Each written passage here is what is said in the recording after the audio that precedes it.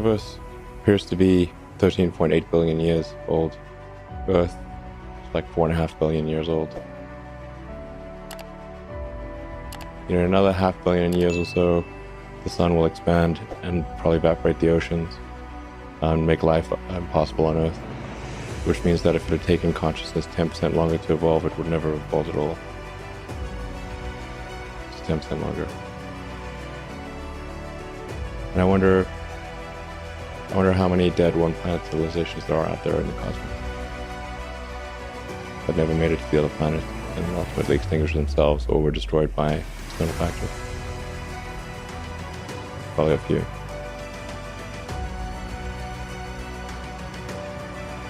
Look again at that dot. That's here. That's home. That's us. On it, everyone you love, everyone you know, everyone you've ever heard of, every human being who ever was, lived out their lives. The aggregate of our joy and suffering, thousands of competent religions, ideologies, and economic doctrines. Every hunter and forager, every hero and coward, every creator and destroyer of civilization, every king and peasant, every young couple in love, every mother and father, hopeful child, inventor and explorer, every teacher of morals, every corrupt politician, every superstar, every supreme leader, every saint and sinner in the history of our species lived there, on a mote of dust suspended in a sunbeam. Our planet is a lonely speck in the great enveloping cosmic dark. In our obscurity, in all this vastness, there is no hint that help will come from elsewhere to save us from ourselves. The Earth is the only world known so far to harbor life. There is nowhere else, at least in the near future, to which our species could migrate. This is not true. There are really two fundamental paths. History is going to bifurcate along two directions. One path is we stay on Earth forever, and then there will be some eventual extinction event. I don't have an immediate doomsday prophecy, but eventually history suggests there will be some doomsday event. The alternative is to become a spacefaring civilization and a multi-planet species, which I hope you would agree that is the right way to go. Should be concerned about demographic implosion.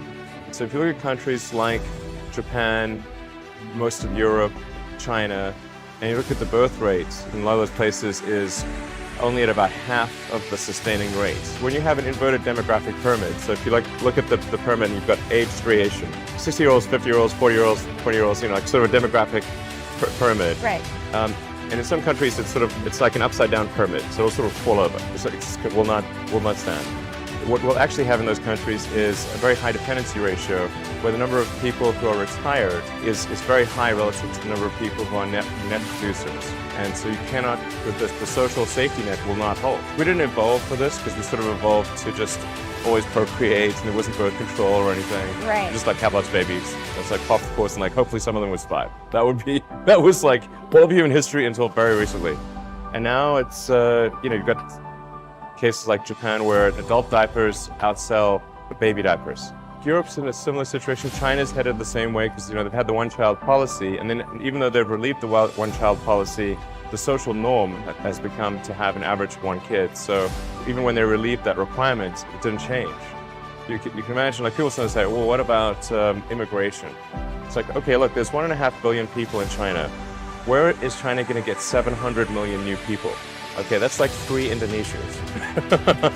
It's like, it doesn't work.